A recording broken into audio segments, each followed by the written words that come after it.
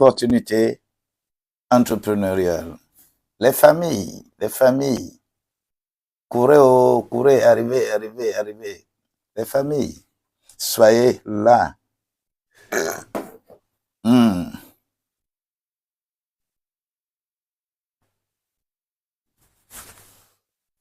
We have come to the water to drink deep of your presence and to be satisfied.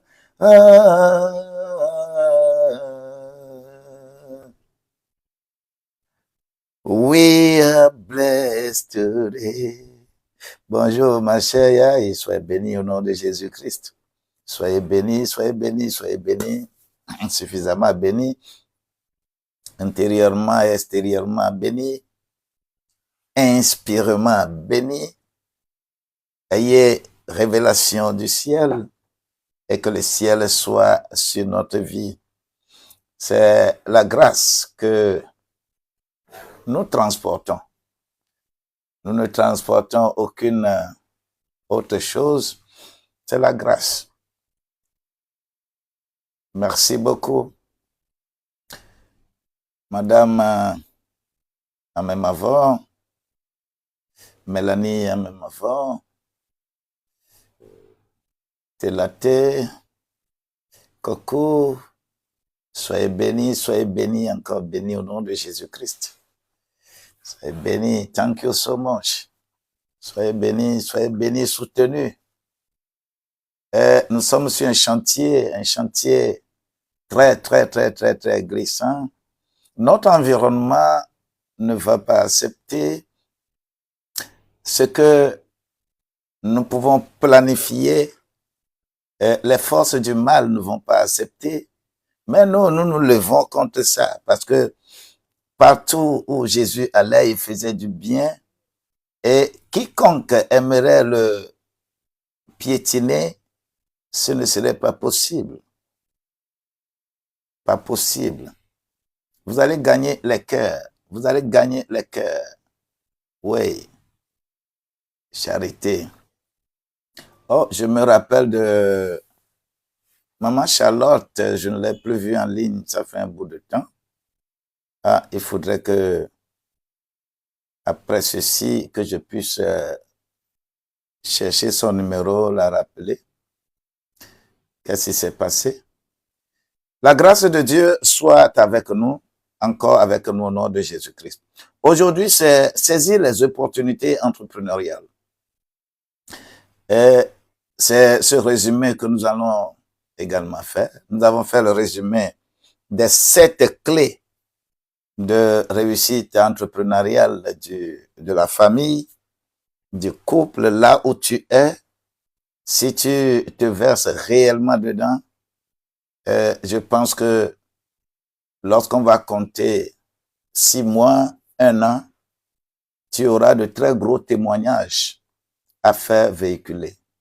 Donnez-vous cette discipline de suivre ceci. Lorsque cette formation finit, il y aura encore d'autres.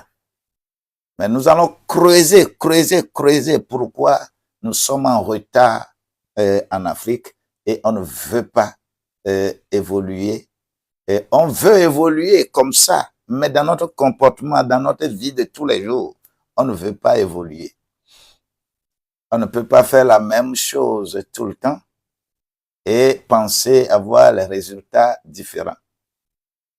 Je prie, quiconque arrive ici dans ce live, que TikTok ramène beaucoup, que TikTok ramène beaucoup, fasse le lobbying.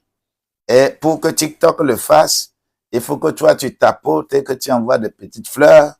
Et c'est ça qui excite TikTok à faire le lobbying et à faire connaître aux gens qu'il y a live ici, Que la grâce de Dieu nous accompagne. Aujourd'hui, le combien même, le 10. Nous allons faire le résumé de saisir les opportunités entrepreneuriales. Ta famille doit être prospère. Dis, ma famille doit être prospère. Ma famille doit être prospère à tous égards. Et pour que ma famille soit prospère, il faut que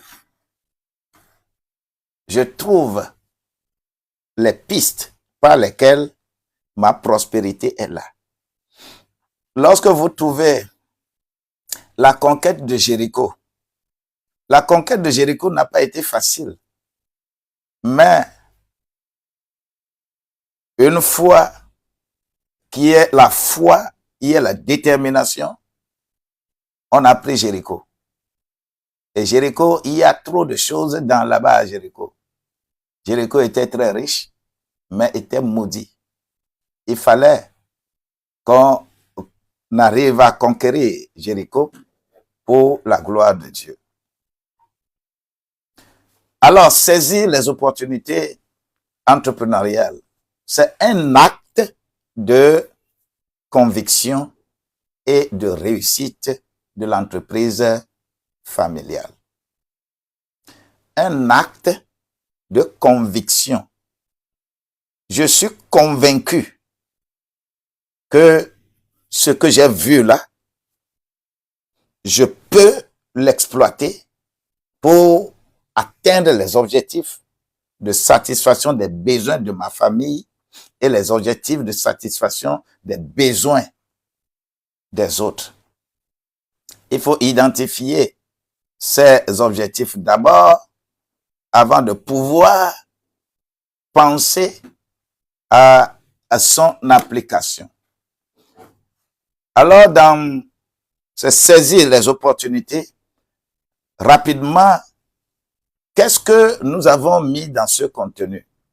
Nous allons rapidement élucider les points que nous avions déjà faits lors de la deuxième semaine.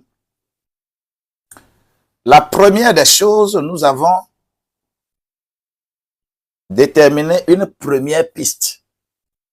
Et la première piste là était comment cerner l'ADN de l'entrepreneur familial. ADN, entrepreneur familial. Je prie que le Seigneur étende la main pour ouvrir les yeux à quelqu'un, ouvrir son entendement et comprendre la racine, c'est-à-dire l'acide désoxyribonucléique, ADN, dans l'organisme. Comment les gens deviennent riches. Je prie que toi aussi tu puisses avoir ce ADN. L'ADN que d'autres peuples cultivent. Quand tu prends les Yoruba, quand tu prends les Hausa, quand tu prends les Igbo, quand tu prends, plein d'exemples sont là. Il y a ADN dans leur sang et ils ne peuvent que réussir certaines affaires. Toi aussi, tu apprends. Il faut apprendre à avoir ces ADN. Et qu'est-ce que nous avons dit dans ce contexte de comprendre l'ADN de l'entrepreneur familial? Le premier point, nous avions parlé de l'entrepreneur n'est pas un rêveur, mais un veilleur. Il faut commencer à veiller. Il ne faut pas rester là en rêvant. Vous êtes nombreux à rêver, d'accord. Mais les rêves là ne prennent jamais corps. Vous rêvez bonnes choses, mais ça ne prend jamais corps. Mais il faut maintenant veiller pour avoir les bonnes idées. La deuxième chose que nous avons mis là, l'entrepreneur agit par foi éclairée, non pas peur. Tu dois enlever la peur de ta vie. Quand tu vois quelque chose, si la peur est là, tu ne peux pas percer. Troisième chose, nous avons développé là, ça veut dire l'entrepreneur est un bâtisseur familial, pas un héros solitaire. Lorsqu'on parle d'entrepreneur familial, ce n'est pas que l'homme ou la femme devient plus important que tout le monde. Parce que la première entreprise créée sur la terre par Dieu, c'est la famille. C'est la famille qui aura la tête haute. Ce n'est pas l'homme de la famille ou la femme de la famille qui aura tête haute. Il faut que tu comprennes et tu saches cela. La quatrième chose que nous avons développée dans ce ADN de l'entrepreneur familial, c'est que l'entrepreneur cultive l'écoute des signes invisibles. Dans toute famille, il y a des signes invisibles, des signes que vous ne pouvez pas voir de façon claire à l'extérieur. Mais ce sont des signes qui existent pour que toi, tu puisses les cultiver et les ramener au physique, comme Éphésiens 1, verset 3 le déclare.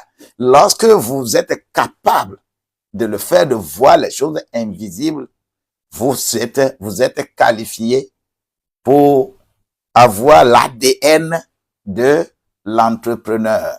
La cinquième chose que nous avions développée là, était l'entrepreneur vit dans la discipline et la résilience.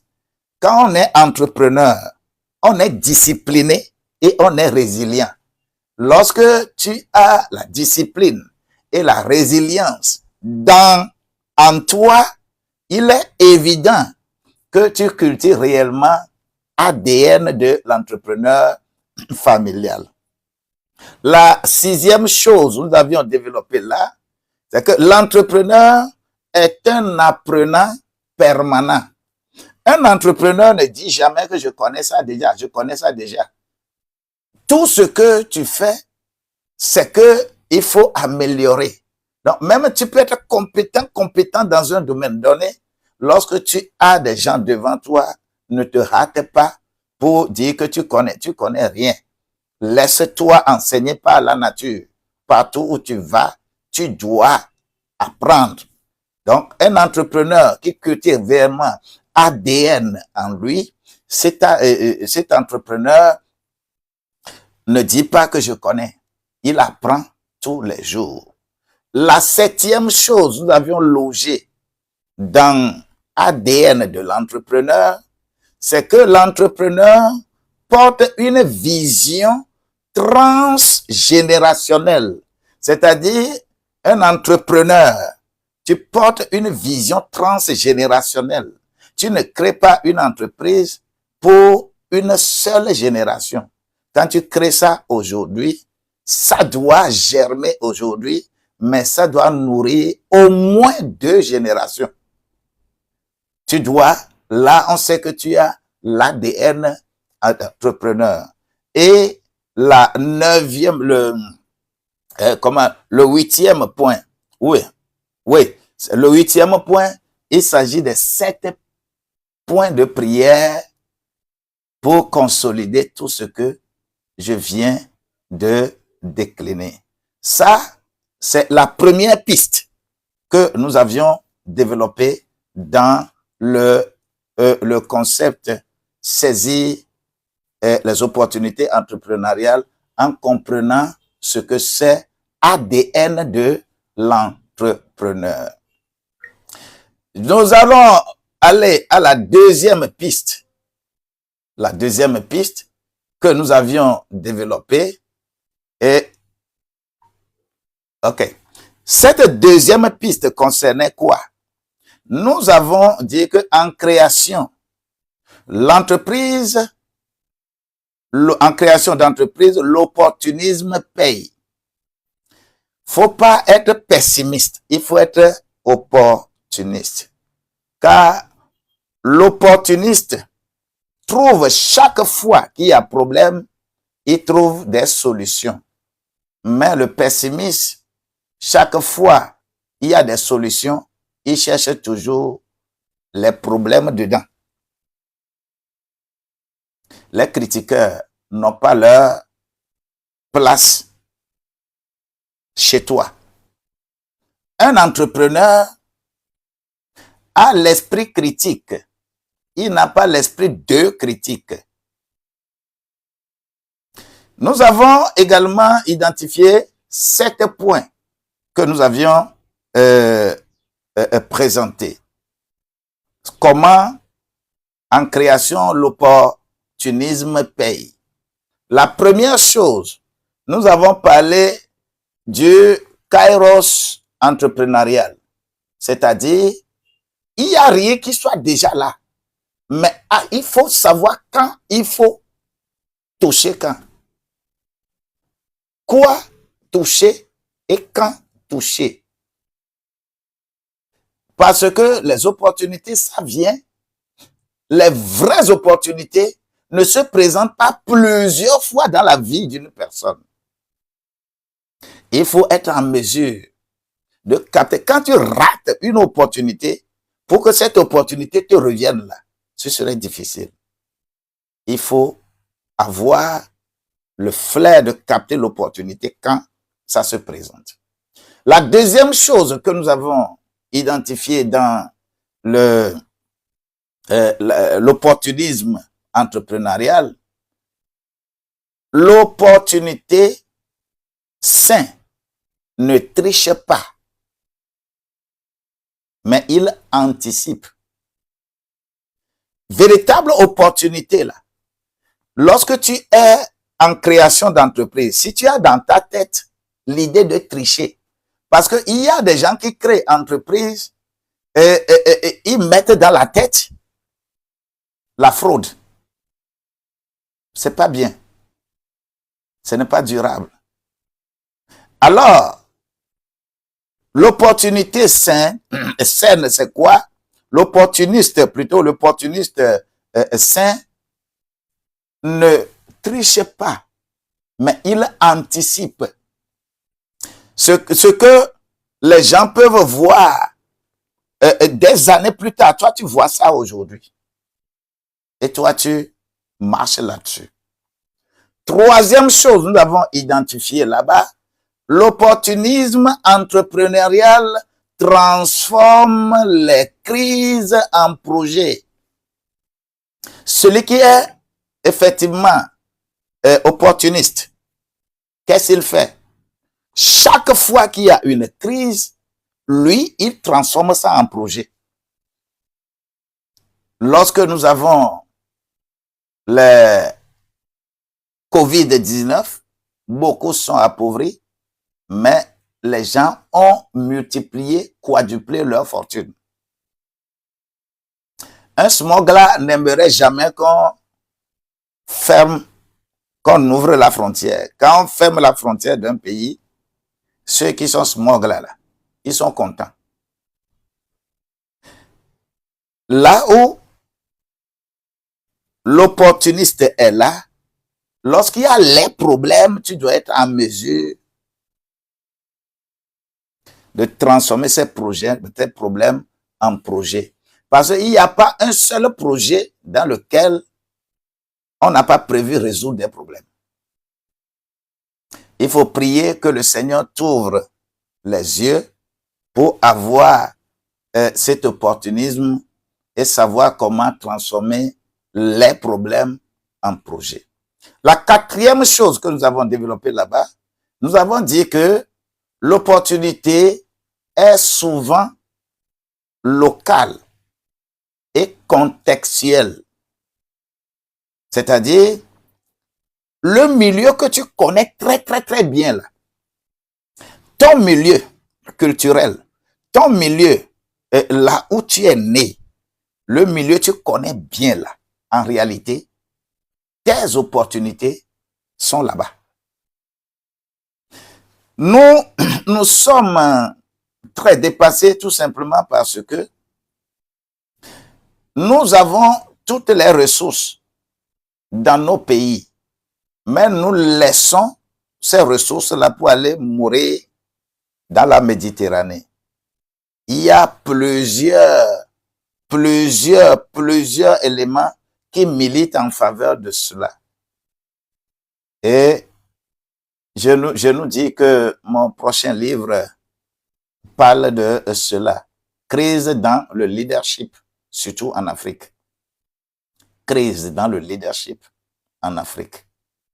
Cela provoque les choses, les gens quittent l'Afrique pour aller mourir dans la Méditerranée. Je vois encore des vidéos la fois dernière, j'ai secoué la tête. Ils cherchent quoi?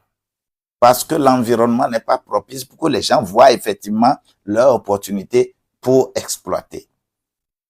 La cinquième chose que nous avons développée dans cet opportunisme entrepreneurial, il s'agit de l'opportuniste familial. Mobilise vite les ressources disponibles. Les ressources qui sont disponibles autour de toi, là, connaissant correctement votre milieu, connaissant correctement votre culture, eh bien, vous pouvez mobiliser vite les ressources de votre milieu. Lesquelles ressources? Les ressources sont nombreuses plutôt. Ressources humaines, ressources financières, ressources technologiques, ressources sociales, c'est-à-dire tout. Vous connaissez votre milieu, vous pouvez mobiliser les ressources. La sixième chose que nous avons identifiée dans cette deuxième piste, c'était l'opportunisme exige la rapidité, mais aussi la sagesse. Lorsque vous avez l'opportunité, on ne dort pas à côté de l'opportunité. Vous savez, l'oiseau qui se réveille très vite trouve des vers à picorer sur la terre. Mais l'oiseau qui reste là, qui ne se réveille pas vite là, il ne peut pas trouver des vers à picorer.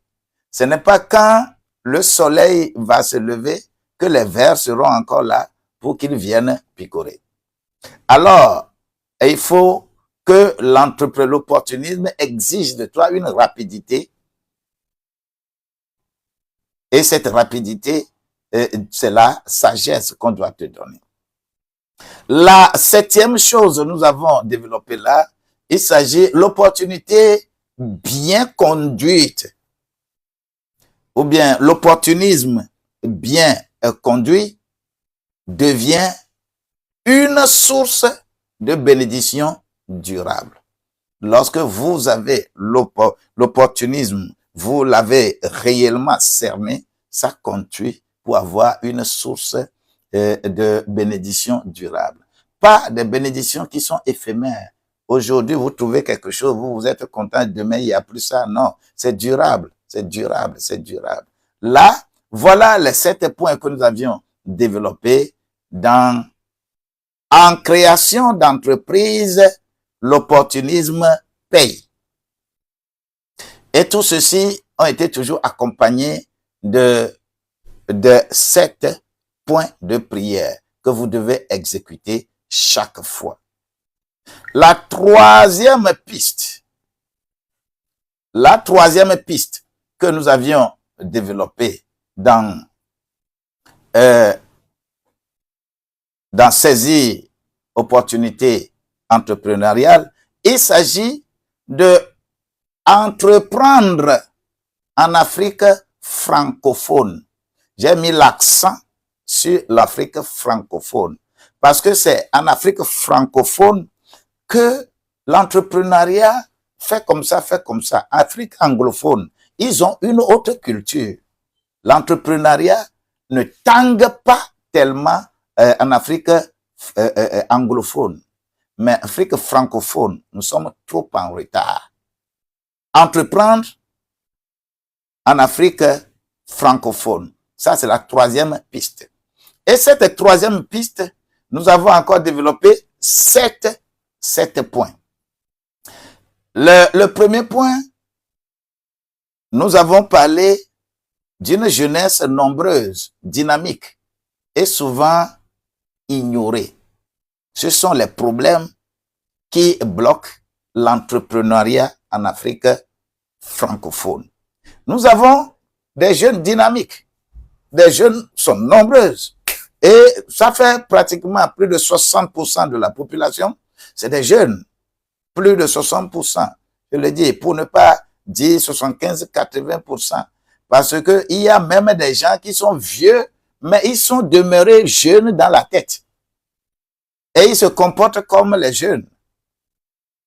C'est une jeunesse tellement nombreuse, mais dynamique et souvent ignorée. On les ignore. C'est un frein à l'entrepreneuriat. Il faut prendre soin de ces jeunes, les former pour que cette jeunesse soit dynamique au service des nations.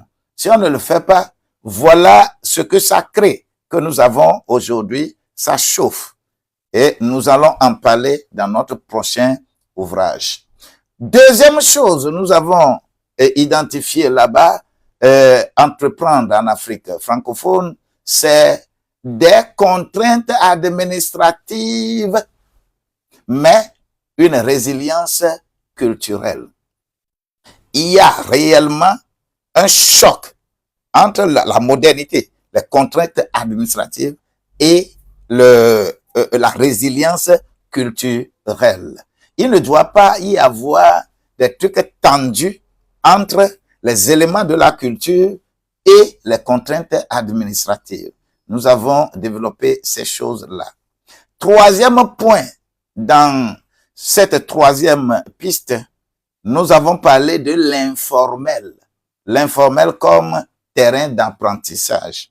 Jeunesse, commencez par l'informel. Petite chose. Ne dites jamais que moi je veux commencer avec 1 million. Même avec 5 000 francs, on peut commencer quelque chose dans le formel. Les témoignages sont nombreux. Il faut que la jeunesse regarde également cela. Quatrième chose que nous avons identifiée dans entreprendre en Afrique, nous avons parlé du rôle central de la famille élargie. La famille élargie, en entrepreneuriat, la famille élargie a un rôle, un véritable rôle. Ce rôle-là réside dans l'explication de votre culture réelle. Tu viens d'où? Qu'est-ce que vous faites chez vous? Qu'est-ce que c'est l'activité principale? Ainsi de suite. Nous avons développé ces choses-là dans cette quatrième niveau. Cinquième point que nous avons défini dans entreprendre en Afrique, c'était le foncier, l'énergie, les routes, les défis. Ce sont des défis et des niches. Ce sont des défis et en même temps des niches. Vous savez de quoi il s'agit? Lorsqu'on a ces défis-là, les défis en Afrique, les défis qui sont face à nous, il y a le foncier. C'est difficile à un jeune entrepreneur, par exemple, d'aller dans l'agriculture. Le terrain, c'est comment? L'installation, quand on parle du foncier, lorsque tu commences une activité, le foncier, les lois sont si rigides. Il faut des réformes. C'est vrai, c'est des obstacles. Oui, il y a l'énergie. On vient encore d'augmenter notre électricité. Par exemple, au Togo, ça a suscité le tollé général. On dit qu'on revient, mais on ne sait pas encore ce que ça signifie. Ce sont des défis que nous avons. Le téléphone, tout ça là, ce sont des défis. Est-ce qu'on est dans les bonnes conditions? Le problème, entreprendre en Afrique, c'est difficile. Ce sont des défis. Mais immédiatement, ce sont des niches. Combien de jeunes font sortir des applications aujourd'hui pour résoudre certains problèmes? Parce que les problèmes sont là. C'est pourquoi il y a les niches. La sixième chose que nous avons développée là-bas, il s'agit d'une culture de la foi. Culture de la foi qui pousse à oser. Vous savez, on ne peut pas être entrepreneur sans oser. C'est-à-dire, quand tu as la peur dedans, il faut oser. Il faut avoir cette culture de la foi pour oser. Meilleur échec de cette vie, c'est de n'avoir pas essayé. Il faut toujours essayer. Il faut oser. Il faut oser là où c'est difficile. Il faut oser là où tu vas être résilient. Un entrepreneur, il ose. Il ne reste pas les bras croisés pour que les choses viennent à lui. Ça, c'est le 6e point que nous avons développé là. Le 7e point que nous avons également développé, c'est que l'Afrique francophone, c'est une terre d'opportunités en attente de ses bâtisseurs. L'Afrique t'attend. C'est une terre d'opportunités. Il y a trop de choses à y mettre. Fais attention pour rester quelque part. Toi aussi, viens agir dans cette opportunité. Et c'est dans ces conditions-là que, d'une manière ou d'une autre, les gouvernements font également certaines choses qu'on appelle PPP, partenariat public-privé. Même moi, en tant qu'expert en finances locales, expert en développement, j'appelle ça, je mets 4 P, c'est-à-dire perte publique, profit privé. Perte publique, profit privé. Parce que quand vous prenez aujourd'hui les oligarques créés par la Perestroïka, c'est la minorité, le groupe des minorités aussi en Afrique, dans le système capitaliste, se crée à travers cette histoire de PPP. C'est un peu difficile, où les gens ont beaucoup de subterfuges également là. On ne va pas trop rester là-dessus. Mais ce que je sais, il faut aller dans les 7 points de prière pour consolider ce qu'on appelle entreprendre en Afrique et cerner tous ces défis-là et les transformer en opportunités. Nous allons passer à la 4e piste. La 4e piste que nous avons explorée, cette piste-là, c'est comment cerner la meilleure idée entrepreneuriale familiale. Comment je vais cerner, j'ai les idées, mais comment je vais cerner meilleure idée? J'ai encore développé cela en 7 points. Le premier point, c'est que l'idée doit naître d'un croisement entre besoins réels et compétences existantes. C'est-à-dire dans votre milieu. Quelles compétences toi-même tu as? Quelles compétences tes enfants ont dans la famille? Est-ce que tu suis bien correctement tes enfants pour savoir dans quel domaine l'enfant peut émerger? Quand on parle de l'idée entrepreneuriale, c'est une idée qui croise un besoin réel. On n'est pas entrepreneur, on n'a pas idée entrepreneuriale en rêvant que je fais comme ça va être comme ça, je fais comme ça. Non, non, non, non, non. Il faut qu'il y ait croisement entre ton idée et un besoin réel. La deuxième chose que nous avons développée là, il faut que l'idée soit portée par une passion et non uniquement par besoin d'argent. Lorsqu'on veut parler de meilleure idée n'est pas assise sur l'argent. Quand ça touche en même temps l'argent, c'est que l'idée là n'est pas bonne. Mais c'est une idée assise sur la passion. Laquelle passion? La passion de satisfaire un besoin spécifique. C'est la satisfaction du besoin qui t'amène l'argent. Ce n'est pas l'argent qui t'amène la satisfaction du besoin des gens.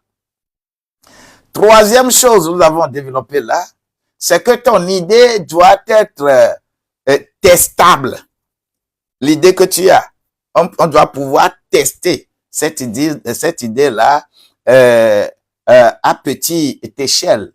C'est-à-dire, quand on choisit certains éléments, certaines personnes de ce public que tu as ciblé, lorsqu'on parle en même temps de l'idée, l'idée doit être captivante. L'idée doit mériter confiance que, si on exécute ça, ce problème-là serait résolu.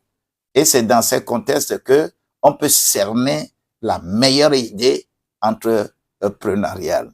La quatrième chose que nous avons développée dans ce contexte également, c'était que l'idée doit intégrer les valeurs de votre milieu.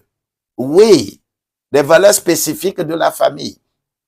Chaque famille a une mission, valeur, mission, vision et valeur. Lorsque votre valeur n'épouse pas l'idée, c'est-à-dire les valeurs sont, par exemple, l'intégrité, bonne morale, l'amour, quelqu'un qui cultive la paix en lui, ce sont des valeurs. Vous ne pouvez pas avoir une idée pour, par exemple, voler les gens. C'est pas intéressant. Donc, l'idée doit intégrer les valeurs de la famille. Vous avez évolué avec quoi? Votre culture. Qu'est-ce que votre culture interdit? La promotion de quoi vous allez faire dans votre culture? Vous devez avoir ça. Cela veut dire que on cerne la culture. Ça, c'est la quatrième chose, le quatrième point développé dans meilleure idée entrepreneuriale. La cinquième chose, c'est-à-dire le cinquième point, il s'agit que l'idée doit être alignée avec les croyances spirituelles et de la famille. Vous ne pouvez pas, par exemple, être un musulman et dire que je veux faire le commerce du porc, de la viande du porc. Ça ne s'aligne pas avec les valeurs de votre famille, la culture de votre famille. C'est évident. L'idée, la sixième chose, l'idée doit être réalisable, c'est-à-dire d'être smart. Ça doit être réalisable selon le capital humain. C'est-à-dire, vous ne pouvez pas avoir une idée et les ressources humaines, les gens qui vont exécuter cette idée-là n'existent pas dans la famille. Nous devons avoir ces gens qui vont nous aider à actualiser et que cette idée soit réalisable.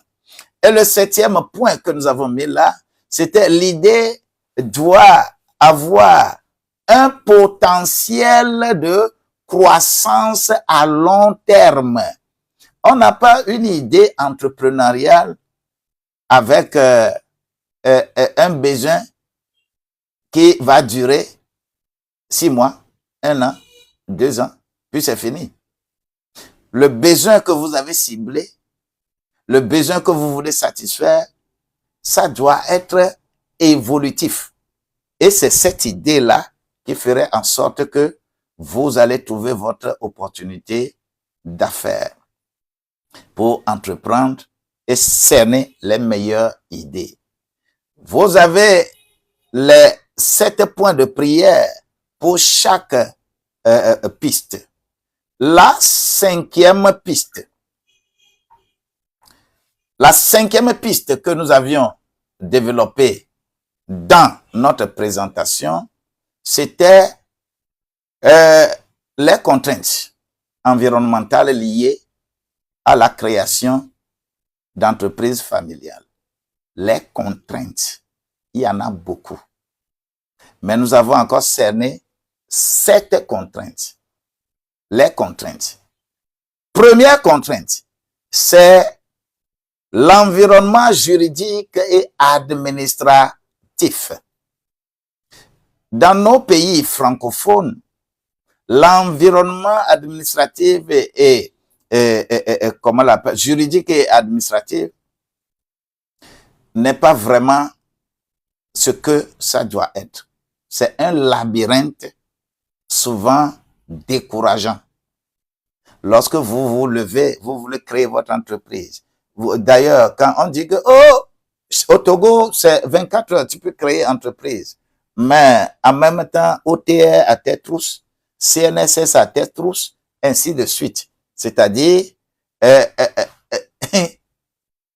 nous disons qu'il faut créer entreprise avec 0 francs. D'accord. Mais, quand on parle des formalités juridiques et administratives, on ne peut pas créer entreprise avec 0 francs.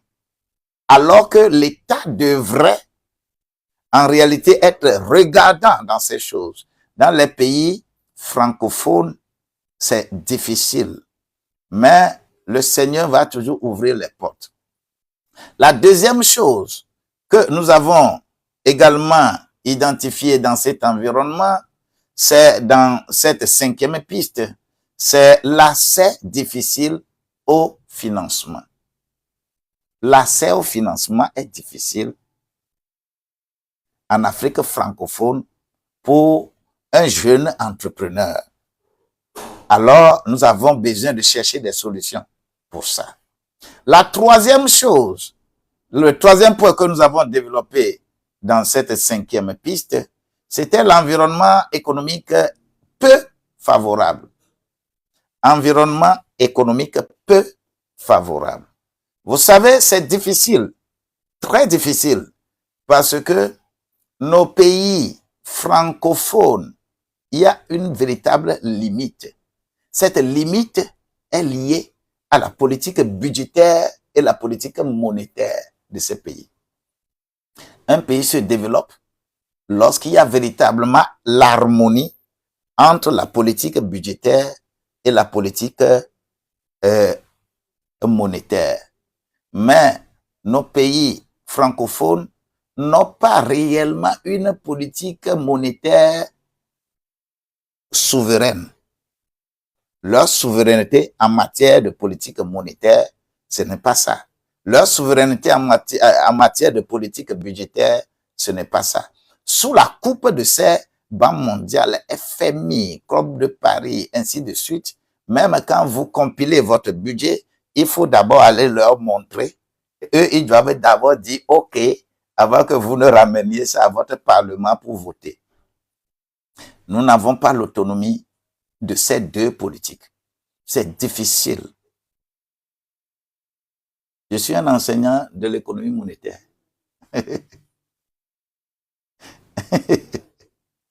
C'est difficile. Lorsque tu donnes les cours de l'économie monétaire, les étudiants se révoltent.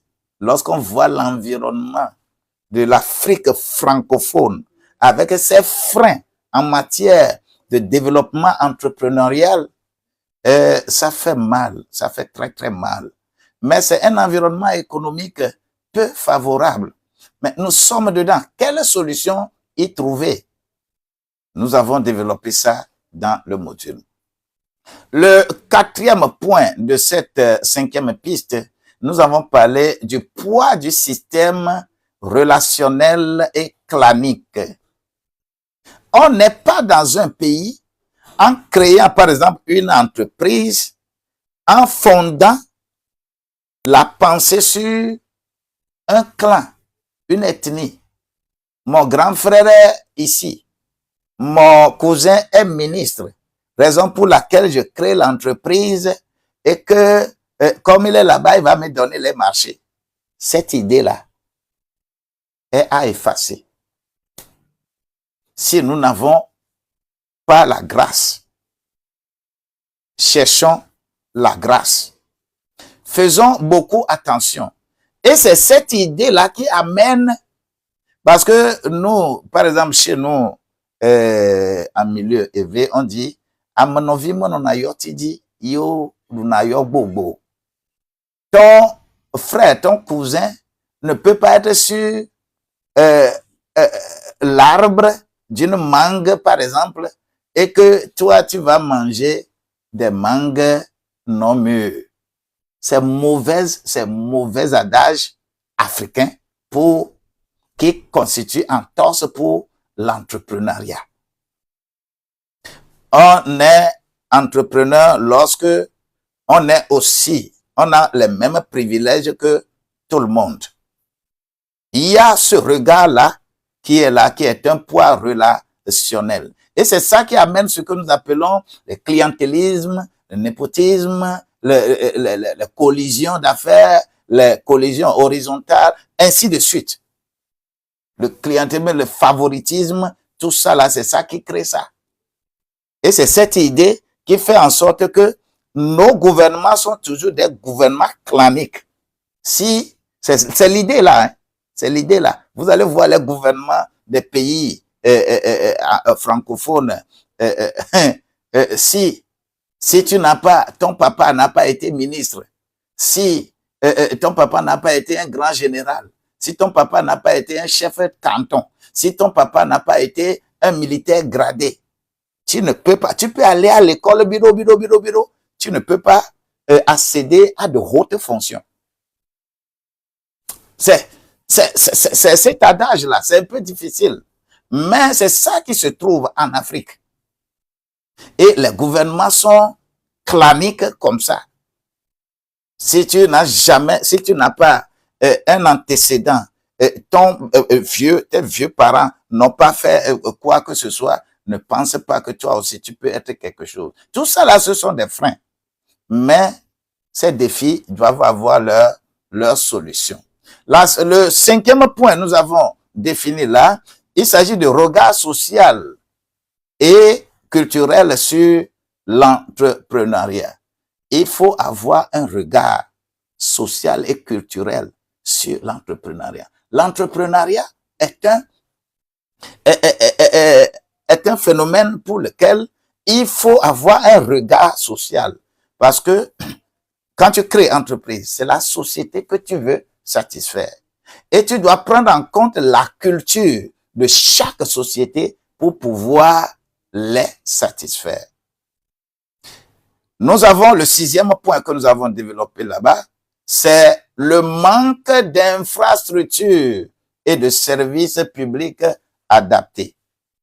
Infrastructures, services publics adaptés. Nous remercions Dieu qu'on parle de décentralisation pour que les répondants du pouvoir central soient beaucoup plus proches des populations, pour que les structures et les services à la matière puissent nous aider. C'est important. Lorsque je développe le septième point de cette cinquième piste, il y a le déficit d'éducation. Déficit d'éducation entrepreneuriale, de l'environnement familial. Nous ne sommes pas capables d'apprendre à nos enfants. Et l'école dans les zones francophones, l'école en Afrique francophone ne nous forme pas. L'école ne nous forme pas. L'école nous informe.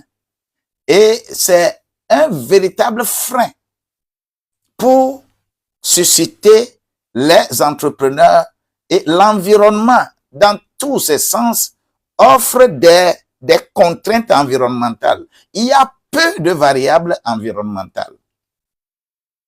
Mais ces contraintes doivent être bradées. Lorsqu'on parle de l'éducation, c'est différent de formation. Éducation. L'éducation ne fait que t'informer. Mais la formation, on informe ta pensée, on sensibilise ton émotion et on mobilise ta volonté. Les trois choses, si les trois choses ne sont pas présentes dans une formation, ce n'est pas alors une formation, c'est une information. Et on va créer des intellectuels dangereux qui font correctement les débats parce que leur tête est remplie des idées, mais qui ne sont pas rangeables dans les domaines productifs. Que la grâce de Dieu nous accompagne. Nous allons voir les 7 points de prière pour consolider ce que c'est les contraintes environnementales liées à la création d'entreprises en Afrique familiale, en Afrique francophone. Nous allons passer à la sixième piste. Qu'est-ce que nous avons développé dans la sixième piste? Dans cette sixième piste, il s'agit des comportements des époux, parce que nous parlons de l'entreprise familiale.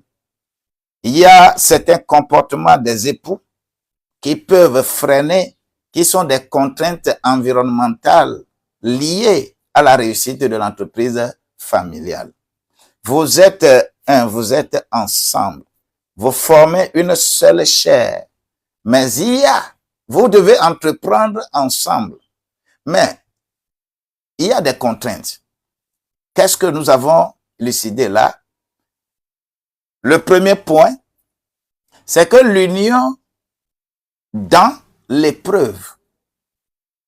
Lorsque vous voulez entreprendre, il faut être unis lorsque les épreuves vous arrivent, lorsque les tentations vous arrivent, lorsque les persécutions vous arrivent. Vous devez faire l'effort d'être unis. Et quand on est unis, il s'agit d'un levier dans des couples entrepreneurs. C'est pas facile, mais il faut être unis dans l'épreuve. C'est la première chose. Le second point que nous avons développé là-bas, accusation mutuelle, il faut cesser. C'est un piège à éviter. Quand quelque chose se passe dans la famille, ne cherchez pas à vous accuser. C'est à cause de ça. C'est toi qui as gâté ça. Non. Même si c'est gâté, c'est uni qu'on peut réparer. Troisième chose, nous avons développé là, est relatif. C'est le retrait affectif de l'indifférence. C'est-à-dire, lorsque je ne veux pas souligner, par exemple, l'erreur, je me tais. Il n'a qu'à faire, on va voir. Il n'a qu'à faire, on va voir. On ne fait pas. Il n'a qu'à faire, on va voir. Elle n'a qu'à faire, on va voir. On ne le fait pas en comportement entrepreneurial. C'est un cancer lent. Il faut éviter les cancers lents en entrepreneuriat familial. La quatrième chose que nous avons développée dans ce point, il s'agit de la peur du risque. C'est un frein ou un moteur. C'est un comment là? C'est un frein ou un moteur. C'est-à-dire la peur du risque. Vous savez, c'est pourquoi lorsque nous commençons ça, nous faisons un test. Le test que nous faisons, nous allons voir le degré de votre peur en matière d'entrepreneuriat avant de commencer les cours et corriger cette peur-là. Quand on fait les formations en présentiel, c'est ce que nous faisons. Alors, il ne faut pas avoir peur. La peur, c'est pas bon. La famille doit être unie et dominer la peur. La cinquième chose que nous avons développée dans cette contrainte comportement entre époux, il s'agit du poids des familles élargies. Vous êtes mariés. Qu'est-ce qui va se passer? La belle famille. Il y a certaines belles familles qui vont vouloir, qui vont vous envahir. Mais c'est aussi à gérer. Comment gérer? Nous avons mis ça dans ce document.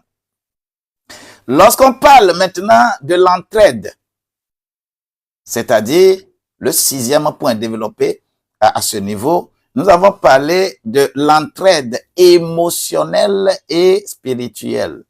Et il y a une combinaison, il faut séparer. Ce qui est émotionnel est charnel. Ce qui est spirituel est spirituel. Il faut avoir la différence entre les deux pour entreprendre ensemble. Il y a des crises émotionnelles qui sont là, mais les crises spirituelles doivent éteindre les crises émotionnelles pour rendre performant ce que nous appelons la cellule familiale qui doit être unie. Et la 7e chose que nous avons développée là, le 7e point de cette 6e piste, il s'agit de la vision partagée comme boussole. Lorsque vous n'avez pas quelqu'un a la vision, c'est l'homme qui a la vision ou la femme qui a la vision, c'est un enfant qui a la vision. Si la vision n'est pas bien partagée, ça devient une gangrène, ça devient une bataille. Et c'est grave, ce n'est pas bien. Alors, nous avons à exécuter les 7 points de prière pour consolider cette présentation. Nous allons monter vers la 7e piste. Qu'est-ce que nous avions développé dans la 7e piste?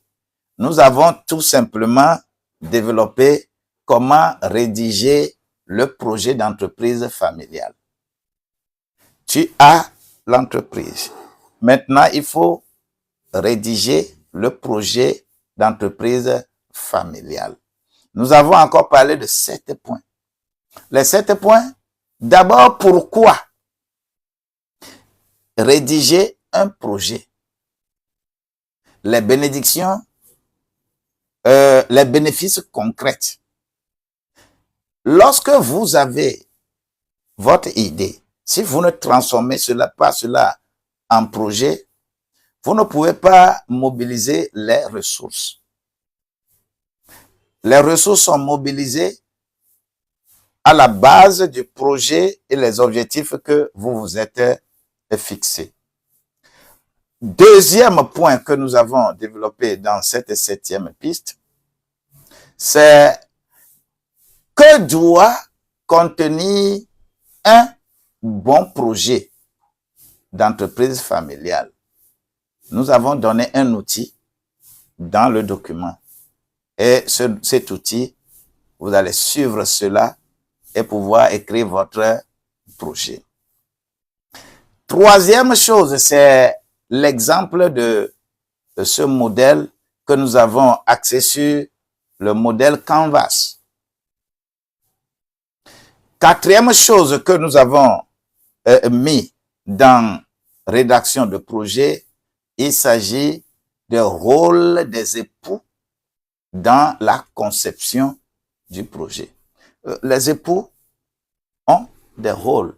Si vous ne spécifiez pas correctement le rôle du papa, de maman, des enfants, ainsi de suite, si vous ne spécifiez pas ça correctement, il faut faire attention.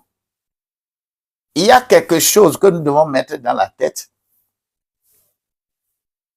On partage l'argent avant que l'argent ne vienne. L'argent ne vient pas avant qu'on partage. Si vous n'avez pas mis ça dans la tête, cela veut dire que vous aurez des problèmes trop sérieux lorsque les choses vont devenir quelque chose de bon. Vous allez mettre tout ça là dans le projet. Lorsque je prends le 5e point que nous avons défini là, il faut écrire dans un langage accessible. Vous pouvez écrire ça dans la langue qui vous correspond.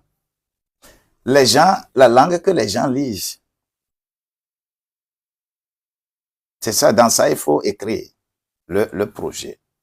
Le 6e point de cette 7e piste, il faut projeter les étapes de croissance. Quand vous avez l'idée et vous écrivez le projet doit avoir une durabilité. Vous devez faire une planification dans ce projet et faire une projection au moins sur 3 ans. Quel le visage de l'entreprise là dans 3 ans? Ça doit être comment? Au moins ça. Le 7e point que nous avons développé dans cet ouvrage, c'est mettre à jour et prier sur le projet. Il faut chaque fois mettre à jour le projet et prier sérieusement sur le projet. C'est pourquoi le 8e point, j'ai mis là les 7 points de prière à exécuter pour l'appropriation de la rédaction du projet. Voilà un peu ce que nous avons mis et nous partons à la 8e piste. La 8e piste que nous avons développée dans cet ouvrage, c'est quel financement privilégié pour le lancement de l'entreprise familiale. Quel financement privilégié? Vous n'allez pas vous lever. On ne crée pas une entreprise avec l'argent d'autrui. On commence d'abord avec le peu de choses que tu as, tu commences avec ça. Là, nous avons également développé 7 points. Le premier point, c'est financer avec ses propres ressources, c'est-à-dire l'autofinancement initial. Petite épargne que tu as faite là. Commence avec. Et je dis toujours que vous êtes dans le couple et que la femme n'a pas encore commencé à faire quelque chose. Ne lui donnez jamais de l'argent pour commencer à faire le commerce. Elle-même n'a qu'à commencer avec petites choses. Ce qui est en train de se faire là, c'est ça que tu finances pour faire développer. Sinon, tu vas donner 1000 fois l'argent, le financement de l'activité. Et finalement, les gens font divorce à cause de ça. Ça fait combien de fois j'ai donné fonds de commerce? Ça fait combien de fois? Oui, c'est parce que nous sommes ignorants de certaines choses que des choses comme ça se passent dans notre vie. Deuxième point que j'ai mis là-bas en matière de financement, il faut éviter des dettes précoces. Les dettes précoces et non maîtrisées. On ne commence pas immédiatement une activité entrepreneuriale et on se vautre dans les dettes. C'est pas bien. Il faut te discipliner. Troisième point que j'ai mis dans cette 8e piste, c'est le financement familial élargi. Il y a plein de mécanismes, de crowdfunding, des mécanismes de financement participatif. Il y a les tontines, il y a les entraides, il y a les levées de fonds communautaires, il y en a plein. Il y a trop de choses à faire où chacun peut amener petit quelque chose si la vision est épousée. 4e point, nous avons défini dans ce financement de l'entreprise familiale, il faut mobiliser les aides publiques aussi et privées. Bon, si dans le projet, tu as embrassé un domaine qui est un peu public, mais tu écris bien ton projet, il y aura subvention ou des concours. Des concours.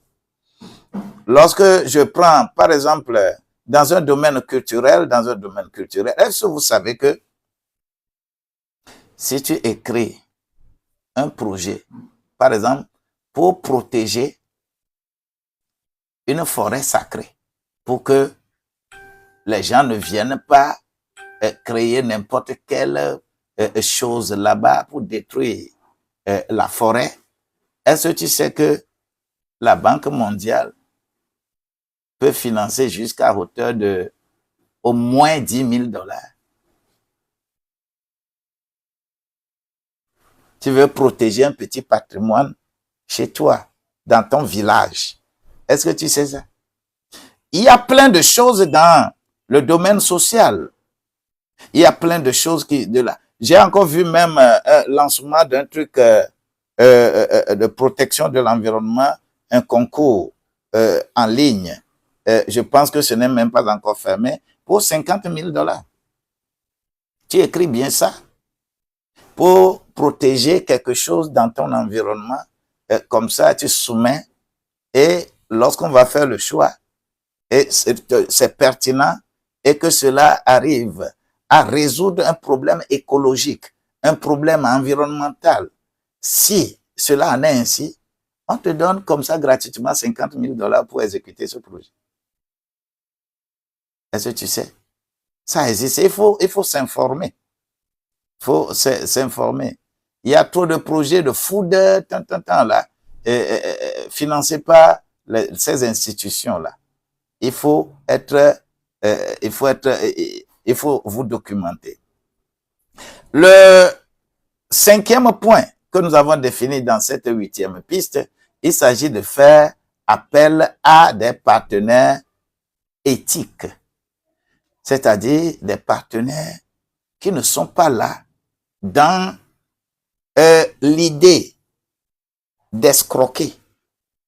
Mais dans nos zones francophones, vous allez voir beaucoup de partenaires arriver. Si au Togo, là, le panoplie des gens qu'on nous montre à la télévision, que voilà, ce sont des investisseurs américains, des investisseurs français, des investisseurs italiens, des investisseurs israéliens, c'est-à-dire le nombre d'investisseurs qu'on nous montre à la télévision, qu'ils sont venus pour financer. Si vraiment ce sont de vrais investisseurs, on ne serait pas à ce niveau aujourd'hui. Il y a tellement de clubs organisés à la matière. Et ces clubs organisés, toi, entreprise familiale, tu ne vas pas te mettre dans ces clubs-là, mais tu vas plutôt regarder ce qui est éthique. Le 6e point que nous avons identifié dans comment le financement à privilégier, il s'agit de l'investissement des compétences comme levier de financement. Les compétences, lorsque votre enfant, par exemple, a une compétence donnée, quelqu'un de la famille a une compétence donnée. Lorsque nous prenons les formes d'entreprise, quand on parle des sociétés en commandite simple, des sociétés en commandite par action, quand on prend ces formes de sociétés, il y a ce que nous appelons l'investissement en industrie. C'est-à-dire, il faut monnayer, encourager quelqu'un qui a une compétence donnée qui serait à la base de l'évolution de votre entreprise. Il faut monnayer ça. L'enfant a les compétences en informatique, a des compétences dans tel domaine, peut créer une application. Ce n'est pas parce que cet enfant, c'est ton enfant, que lorsqu'il va créer ça, que tu ne vas pas rémunérer. En matière d'entreprise, on peut quantifier cela et c'est un véritable investissement pour l'entreprise familiale. 7e point que nous avons développé dans ce financement, il s'agit de prier pour les ressources divines. Prier pour les ressources divines. Pourquoi? Et il faut comprendre ce qu'on appelle semences et pain. Toutes les ressources que tu as, rappelle-toi de Dieu. Ouais. C'est parce que c'est Dieu qui est meilleur investisseur. C'est lui qui va susciter des idées en toi. Lorsqu'on parle de ces financements, vous savez comment on projette la prospérité? En réalité, si tu es réellement enfant de Dieu, tu vas prier. Comment tu pries? Tu dis à Dieu, Seigneur, fais en sorte que au moins chaque fin du mois, que je puisse donner dîme de 100 000 francs, par exemple. C'est un exemple quelconque. Si tu pries comme ça, tu dis à Dieu que je veux donner au moins dîme de 100 000 francs chaque mois. Vous savez ce que vous êtes en train de réclamer à Dieu, ça? Vous êtes en train de réclamer profit d'1 million pour chaque mois, ça. Vous êtes en train de prier que je veux avoir profit de 1 million. Profit 1 million, ce n'est pas le chiffre d'affaires. Hein. 1 million, c'est le profit. Cela veut dire que tu es en train de dire à Dieu, si par exemple, ton profit, c'est 30%, ton profit, il faut imaginer le chiffre d'affaires que tu es en train de réclamer à Dieu au cours de la semaine, au cours du mois. C'est des termes de prière pointus, des termes de prière objectifs qui focalisent l'attention sur ton gain. Une fois que tu fais ces proclamations à Dieu, Dieu est dans la barque. Parce que en réalité, tout ce que vous faites, si Dieu ne trouve pas son intérêt dedans, là, Dieu n'est pas dedans. Il faut que tu le saches. Hein. Il faut que tu le saches. Il faut mettre Dieu au centre de tes activités. Et faire bénéficier Dieu de, c'est-à-dire quand on dit Dieu, c'est l'entité regroupement dans lequel que tu adores. Il faut te rappeler de ton assemblée, te rappeler des besoins de ton assemblée. Tu peux ne pas te rappeler des besoins du pasteur, hein. Ce n'est pas un problème. Ce n'est pas un problème. Mais rappelle-toi des besoins de l'assemblée. Quand tu vas à l'église, là, il y a ceci n'est pas là. Oh, ceci n'est pas là. Comment on va faire? Comment on va faire? Il faut pouvoir. C'est quelque chose de très important pour susciter, impliquer Dieu dans ton financement de ton entreprise. Voilà ramasser ce que nous avions fait la deuxième semaine de notre formation. Que la grâce de Dieu nous soit multipliée. C'est ce que nous avions fait dans 5 jours, c'est ça que je viens de présenter dans les 1 heure qui suivent. Je voudrais dire à quelqu'un, si vous êtes toujours, je lance toujours l'appel pour les 2 ouvrages qui sont là. Ceux qui veulent appartenir, veulent avoir achat groupé, envoyez, manifestez-vous. Et quand vous vous manifestez, eh bien, on saura comment on va faire chose. Je suis persuadé que nous allons avoir un minimum de ce couple de livres, c'est-à-dire 25 ou 30 couples de livres. Et cela veut dire que nous pourrons faire véritablement un achat groupé. Manifestez-vous. Vous pouvez en acheter et quand vous respectez les éléments que nous sommes en train de décrire, eh bien, votre certificat aussi est rassuré. Votre certificat est rassuré. Manifestez-vous avec plus 228 90 12 69 00. Message WhatsApp. J'attends toujours ces manifestations pour agir. Donc, je vous attends jusqu'à jeudi, vendredi pour que les gens se manifestent et qu'on communique dans le groupe en question et avec les modalités de comment chacun va avoir ces ouvrages-là. Je vous aime bien. Voilà la sauce et le repas de ce jour.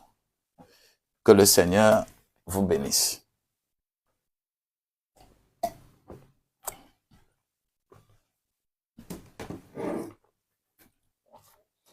Quand je demande des réactions, j'ai voulu que cela soit des plénières, mais ça n'a pas été ça.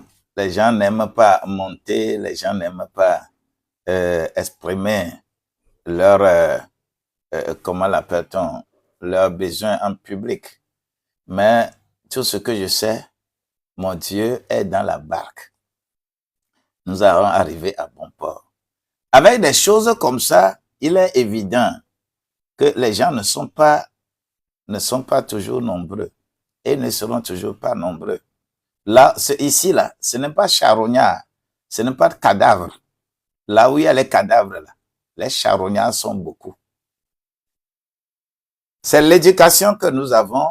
On n'aime pas rester à côté des bonnes choses, des choses qui vont nous amener une discipline, surtout l'Afrique francophone. Nous ne sommes pas curieux. Nous n'aimons pas ça. Si ici, je suis en train de dandiner les fesses, je suis nu, je mets, par exemple, rasta sur la tête, et je mets des choses bizarres.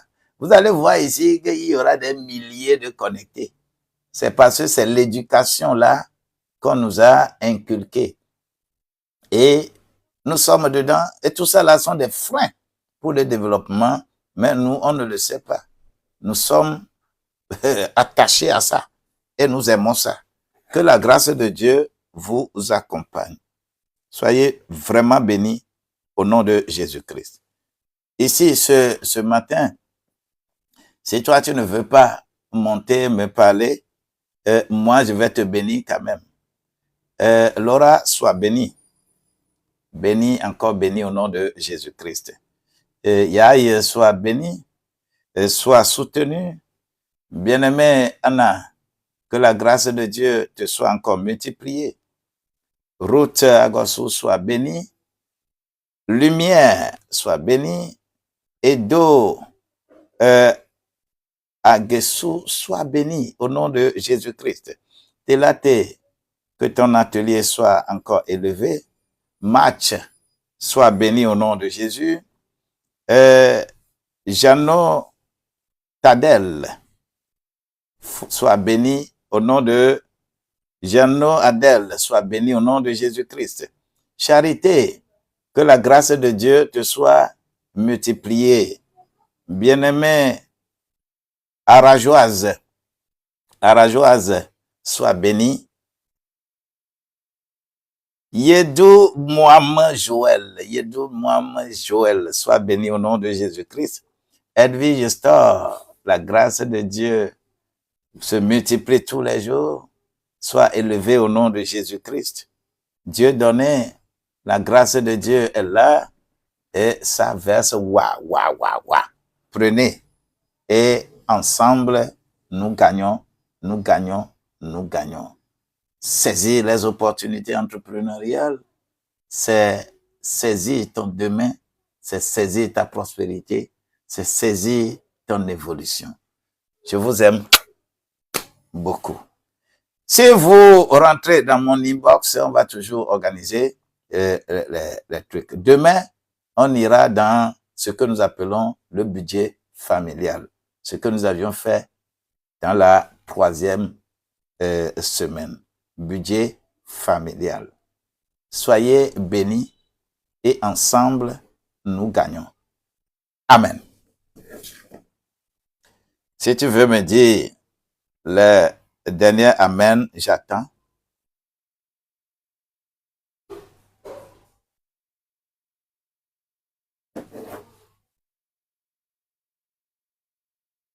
Moi aussi, je veux bénédiction.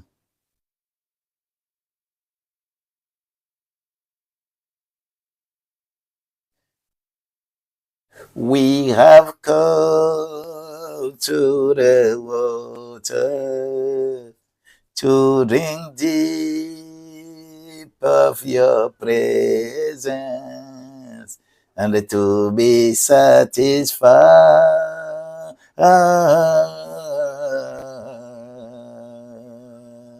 We are blessed today. I am blessed today. God bless you so much. God bless you. God bless you. Le ciel est ouvert, la terre attend. Invoque-le et tu es sauvé. Le ciel est ouvert, oh, la terre attend. Invoque-le et tu es sauvé. C'est une grâce inouïe que nous avons, et cette grâce-là, le ciel s'ouvre. Mais si toi, tu ne l'invoques pas, il n'y aura pas gain de cause. Alors, invoque-le, demande cela aussi, et la grâce te sera multipliée. Je vous aime bien, que la journée soit suffisamment inspirée, que la journée soit bonne, et que quelqu'un ici dise Amen, Amen, et ça se réjaillisse sur vos activités. Et on attend demain matin pour parler du budget familial. Nous avons les opportunités. Maintenant, il faut financer ces opportunités. Qu'est-ce qu'on fait? Il faut penser au budget familial. Je vous aime bien.